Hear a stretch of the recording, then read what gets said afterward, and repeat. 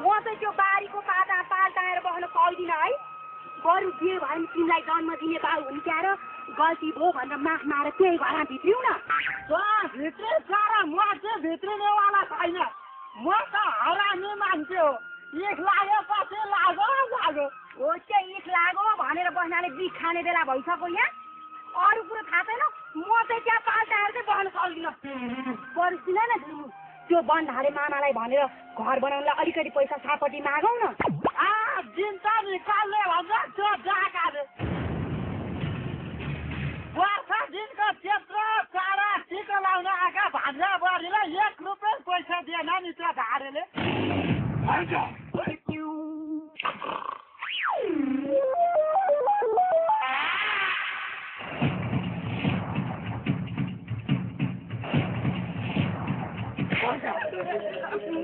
मामा मेरो मामा कति प्यारो छ।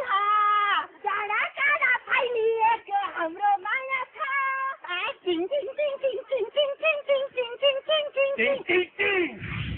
मैले त तिमीलाई मान्छे सम्झेको थिएँ, मान्छे। तर तिमी त पशु रहेछ, पशु। तिमी जस्तो पशुलाई कहिले पनि मान्छे बनाउन सकेन मैले। यत्रो लाछे भएर पनि केही पनि गर्न नसक्ने पृथ्वीको बोझ हो तिमी।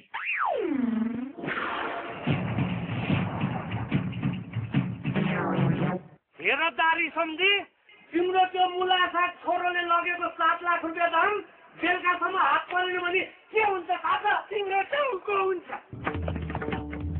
मैले लगेँ अरे मलाई भन्छ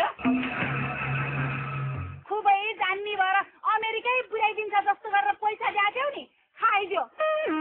ठिक्क पर्यो। मलाई त क्या खुसी लागेछ। खुसी एकदम सुरी के हेरिरह त जान यसलाई टपक्क टिपेर सिकाउँदै। के रे अर्काले जन्माएर कति दुःख गरेर हुर्काएको छोरीलाई टपक्क टिपेर फ्याँकिदियो रे। ल त छोड्छ।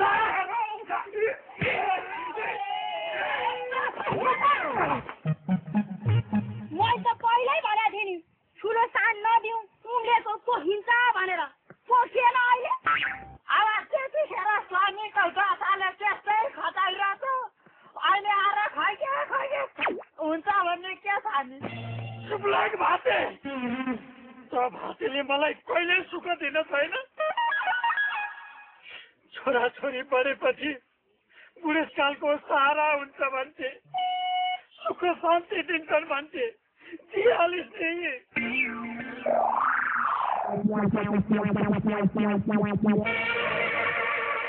त्यो ससुरो भनौँदोको 7 लाख कहिले तिर्ने हो? जङ्गली हो त्यो जङ्गली। मेरो सम्पत्तिमा तय गरेर बसी होइन। रोटाउ छोडेर गइहाल।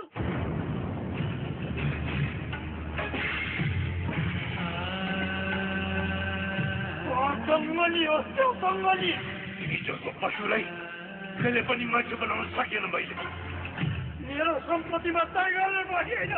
यत्रो लाछे भएर पनि केही पनि गर्न नसक्ने पृथ्वीको बोझ हो तिमी। 50,000 पर्यो। तँलाई के थाहा छ? के थाहा छ? त कहाँ हिँड्या त? भैँसी ल्याएको घाँस काट्नु पर्यो। सोधिनँ म खोला झट्या थापेको थियो, माछा बढिसक्यो होला। फेरि अनमरिए मगन्ती हो। भैँसी ल्यायो 50,000 ल्याए कसलाई सुनाइरह त? तिमीहरू जस्ता अल्छी पार्टीहरूलाई सुनाएको नि। कामसाम केही छैन। 7 गाउँ चार्यो खायो होइन। चारेर खाऊ कि डुलेर खाऊ कि कमाएर खाऊ कि तिम्रो राउको हात छैन क्या? ए मुये कहाँ नाना छोरीसँग झगडा गरेर बस्यो? आफै उहाँ बारीमा काम गर्नु पर्यो भनेर आफै स्तर नमिल्ने मान्छेसँग हुन्छ गफ गरेर। है बाटो अप्ठ्यारो छ। एउटा भैँसी किन्दाखेरि हौजा किने कुरा गर्छ। अरे सरल किसानको जिन्दगी कुटेको डालो। ए बिनाजु है हो नि यो कोदो के भएको? कुनै कोदो चाहिँ म जस्तै सर्लक्कै फस्टाएको छ, कुनै कोदो चाहिँ तिमी र दिदी जस्तै भएको छ त बुझ्नु। मैले खुब मिहिनेत गरेर होला नि त। कम त गोडमेल गर्छ यसले। वर्षैभरि कोदो बढेर बस्छ नि त। त्यही त ल हेरेर कति नगर। राम्रे के तँ चाहिँ तिहारमा सेलरोटी पकाउनलाई दुई भारी लाएर उता गएर छिर्दा बुढा तिमी पनि त्यो मुला रसुनलाई टिपेर पाताको डल्ला फुटाऊ है म चाहिँ यहाँ कोदा झारिदिन्छु ल ल डल्ला फुटाउने होइन सेलरोटी पकाउनलाई यो रुख गिडौँ कि क्या हो म गिर्छ अनि अल्छी तँ काँचो लाउरालाई खेल पाक्छ त्यही त म त्यो डल्ला फुटाउनु साह्रो यसको टाउको फुटाउने क्या हो होइन यो मुढा गिड्नुको साटो कसैको बुढा गिडौँ कि क्या हो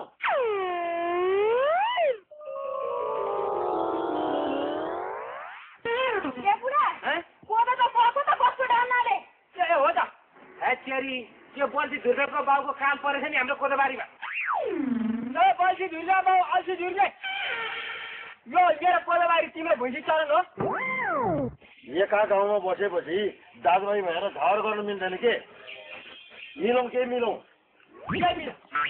त्यसै मिलाउँ मात्रै भएन हुन्छ उसको चाहिँ नि भैँसीले मेरो चाहिँ नि 70 मुरी कोदो खाएको छु ए बुढा अलिक बढी नै भने कि क्या हो नगर ल अब चाहिँ नि 70 मुरी कोदोको अर्मलतिर त्यसपछि मिलिन्छ तेरो शाखा सन्तानले 70 मुरी कोदो फलाएको थिएन होला मुसा पुछर जति यति कोदो खाँदाखेरि 70 मुरी भन्छस् मेरो विचार 2 महिना जति कोदो फल्ने चाहिँ खाए कि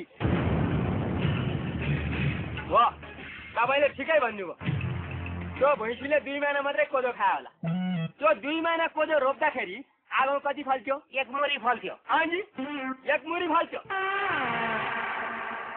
त्यो 1 मुरी रोप्दाखेरि परागो कति फल्थ्यो कम्तीमा पनि 80 मुरी फल्थ्यो एउटै गाउँको भाइ हो भनेर मैले 10 मुरी त छोडिसकेँ तपाईँलाई 70 मुरी मात्रै दिनुहोस् ल तपाईँको नगर त 4 महिना कोदो खाँदैन बढी कुरा तँ यता आइज यहाँ आइज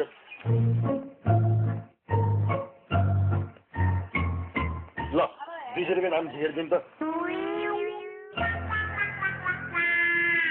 एक बुझो कोदो खाएको थिएन 200 रुपियाँ तिर्नु पर्ने 200 हो 150 मात्रै आइदियो 50 ल्याऊ अब 200 माग्नेलाई दियो हुन त माग्ने नै हो क्या अरे लिएर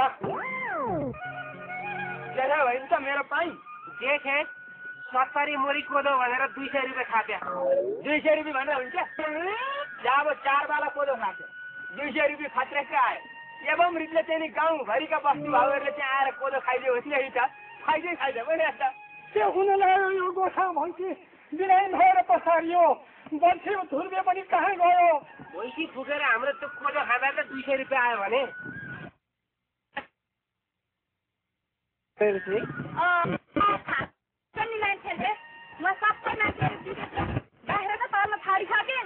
त्यो अर्काको वस्तु भाउ फुकाएर ल्याउने त्यस्तो पाप कुरो नरह्यो मैले त त्यो खालि त्यो बुढोलाई न्यु खोजा भएर अर्मल तिराउने कुरो मात्रै गरे हो कि चेकी झार्नुलाई माग्ने बुढी भन्नु पनि त्यहाँ कसले माग्ने बुढो भन्छ तिमीलाई तिमीलाई भयो नि हेर नि त्यहाँ तेरो बारीमा बिसादी रोप्यो कि म मेरो भैँसी फिटी गरेर मर्न आँट्यो राम राम राम धन्न तिम्रो भैँसी चरेछ कोदो बारीमा तिमी नै चरे भए त सिधै झ्यालखाना गइन्छ तेरी बा तातै खाउँ छिटै मरौँ जस्तो नगर न काम खोज्न गइरहेछन् कनाएर तिरिहाल्छन् नि कमाउँछ त्यो तुलमुसियाले खुब कमाउँछ होइन कसका काम खोज्न गइरहेछ त्यो गोख्ते काजी भन्छन् मलाई एउटा छोरो युकेमा एउटा छोरो अस्ट्रेलियामा र एउटा छोरो अमेरिकामा छ मेरो काठमाडौँमा 3टा घर पोखरामा 2टा र यो ठाउँमा 200 रोपनी जग्गा छ मेरो हजुरको भाडा के हार्नु मेरो 1 रुपैयाँ पनि छैन मिल्छ भने मलाई 1 रुपैयाँ दिने हो हजुर यो मान्छेलाई हामी त अलि राख्नु ठिक छैन गाई सर यो मान्छे देखेर मलाई साह्रै दया लाग्यो हाम्रो घरको हल्ली राखौँ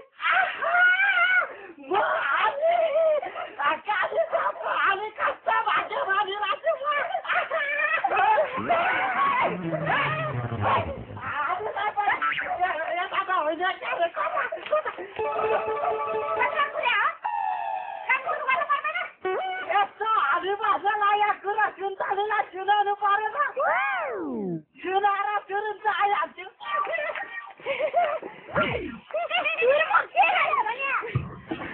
मैले काम पाएँ नि